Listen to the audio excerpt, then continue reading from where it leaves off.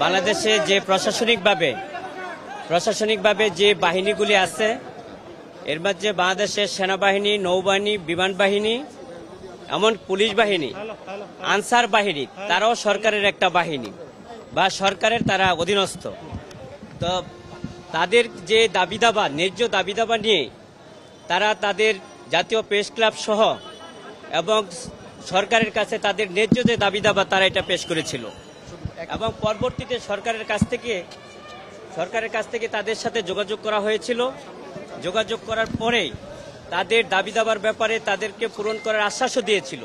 কিন্তু দুঃখের বিষয় হলো সে আশ্বাস দেওয়ার পরও এই আনসার সদস্যদের তাদের যে ন্যায্য এবং নৈতিক দাবি তাদের পূরণ করা হয় নাই।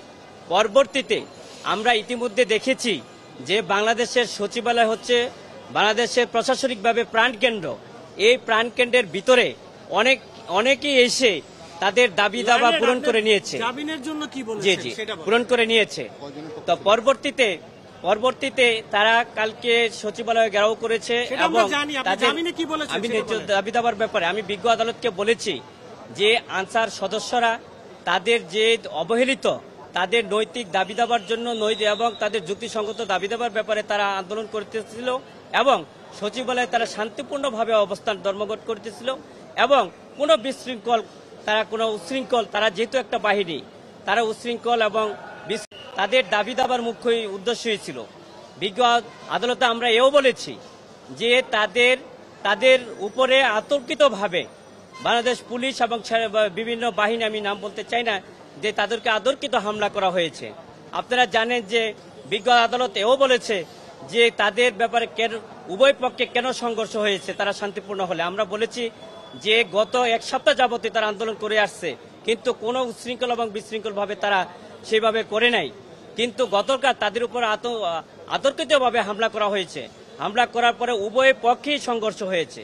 কিন্তু দুঃখের বিষয় হলো আমাদের বিরুদ্ধে, আনসারদের বিরুদ্ধে মামলা করা হয়েছে কয়েকটি থানায়। পরবর্তীতে তাদেরকে গ্রেপ্তার করা হয়েছে। আমরা আদালতকে বলেছি যে তাদের ন্যায্য দাবির জন্য তারা আন্দোলন করেছে এবং তাদের দাবি দাবা এবং তাদের যে যৌক্তিক দাবি দাবা তাদের সেটা পূরণ না করে এবং তাদেরকে মামলা দিয়ে জেল হাজতে প্রেরণ করা হয়েছে।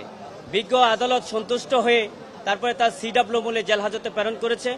আমরা আদালতকে এও বলেছি যে একজন আনসার সদস্য শুধু না, একজন বাংলাদেশের সাধারণ নাগরিকও আইন এবং আদালতের কাছে এসে সে ন্যায্য দাবি করতে পারে। আদালতের কাছে আমরা জামিন চাইতে পারি এবং আদালত সেটা নিরপেক্ষ ভূমিকা পালন করে এবং জুডিশিয়ালের মাধ্যমে সে ন্যায় বিচার পেতে পারে। কিন্তু আমরা সেই ন্যায় বিচার পাই না।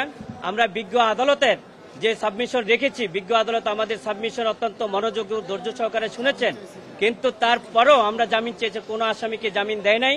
জামিন নামঞ্জুর করে CW মূলে তাদেরকে সকলকে জেল হাজতে